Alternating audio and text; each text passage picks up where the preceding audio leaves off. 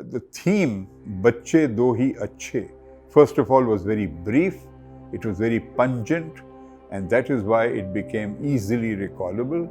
The words were very powerful, and the reason why they are still recalled is, number one, that this was the first time someone in media and public discourse was using the term about specifying the number of children per family. This had never happened before, number one. Second, this campaign began in the 1960s, when under President Ayub Khan, despite the fact that it was a military-led dictatorship, there were some commendable actions taken for social reform. For example, the Family Law Ordinance, which for the first time gave a married woman the power to decide whether her husband was entitled to a second marriage. She had to sign a consent form. Now, even if we think that a first wife could be coerced or literally beaten into submission and asked to sign, at least symbolically, it represented a major step forward. So, as part of social reform, President Ayub Khan and his colleagues in cabinet realized that both East Pakistan and West Pakistan were growing at a rate that could become very dangerous for balance. At that time, remember that the population of East Pakistan was more than West Pakistan. But even West Pakistan, with a much larger territory, faced these increasing densities in the cities and the towns. Whereas in East Pakistan, which is virtually one of the most densely populated cities on the whole planet, the impact of population was much more visible. So it was an all-Pakistani appeal at that time. In keeping perhaps with the authoritarian dimension of a government that was led by a military man, it was somewhat dictatorial to tell people that you should have two children. Bache Do Hi Ache.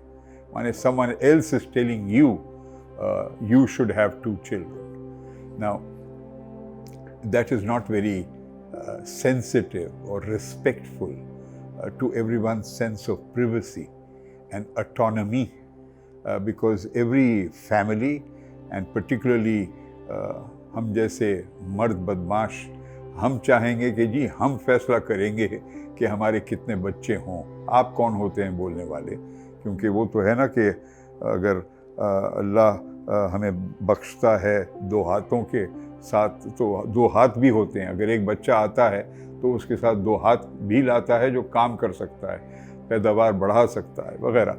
So the reason why it did not go forward was not to do necessarily with this aspect of the tone of the theme, but the fact that the infrastructure in terms of health and services did not enable an average family, a newly married couple, to easily access those family planning services.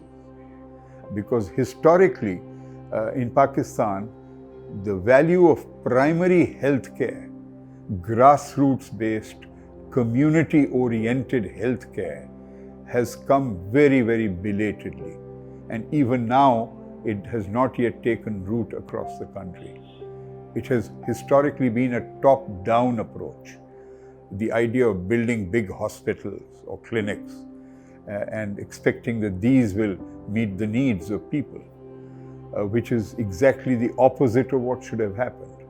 Because primary health care means starting with the physical conditions in which most people live, adapting healthcare services to the reality of villages, towns, slums, unplanned settlements, and providing those services in consonance with those realities. So, the reason why Bache Do Hi Ache did not prove to be ultimately very persuasive or effective was the lack of cohesion between what was being said and what was available on the ground in terms of actual health services, particularly for women who bore the brunt of early child marriage, too many children, not enough of a gap between children, so that they were forced to produce children after every 1 year or 2 years or so on. So all those reasons combined. This was before the time when I joined advertising full time.